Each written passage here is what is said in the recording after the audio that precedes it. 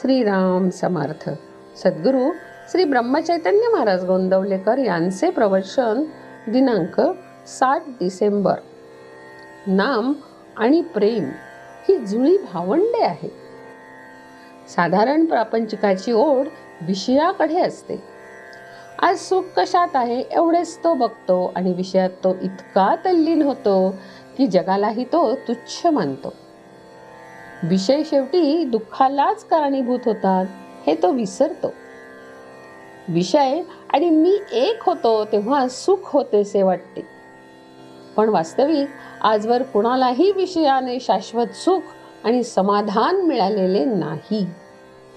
असे सुख आणि समाधान मिळवण्यासाठी आपली वृत्ती भगवंताच्या ठिकाणी स्थिर ठेवणे हा एकच उपाय आहे. वृत्ती नेहमी एकाकार व्हावी, पण ती विषयात न होता नामात व्हावी, हे सर्व संतांचे सांगणे आहे. मनाला उलटे केले की नाम हा शब्द तयार होतो. याचा अर्थ असा की नाम घेणे म्हणजे मनाची विषयाकडे असलेली ओढ उलटी फिरविणे.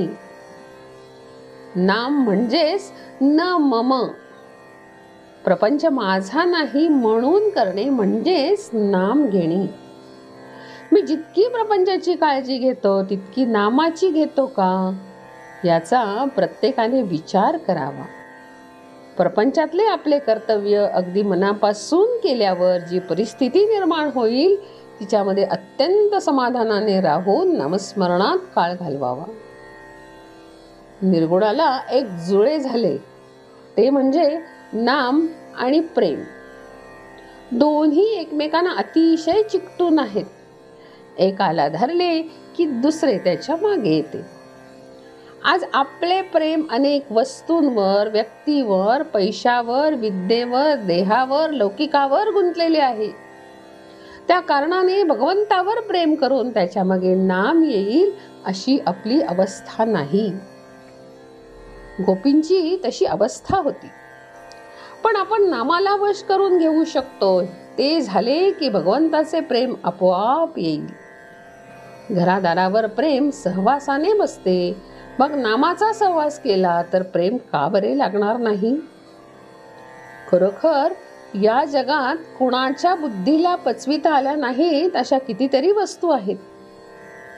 मुलाला आपल्या बापाचे बारसे पाहणे जसे शक्य नाही, तसे मी कोण आहे हे बुद्धीने ओळखणे शक्य नाही. खरी सत्य वस्तू कल्पना, बुद्धी आणि तर्क यांच्या पलीकडे आहे.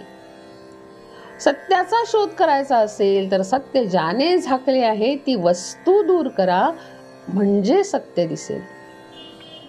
सत्य हे आपल्याला उत्पन्न करता येत नाही, पण उपाधी मात्र उत्पन्न करता येते. उदाहरणार्थ भीती, कल्पना इत्यादी आपणच उत्पन्न करतो. नदीच्या पुलावर उभे राहिले असता पायाला पाण्याचा स्पर्श न लागता देखील वाहणाऱ्या पाण्याची मजा अनुभवता येते. त्याचप्रमाणे भगवंताचे सत्यत्व ज्याच्या अंतःकरणाला पटले तो विषयामध्ये राहून देखील होणाऱ्या सुखदुःखाच्या गोष्टींकडे गंमत म्हणून बघेल आणि त्यापासून स्वतः अलिप्त राहील. सुख हे विषयात नसून आत्म्यात आहे. आत्मा सुखरूप आहे.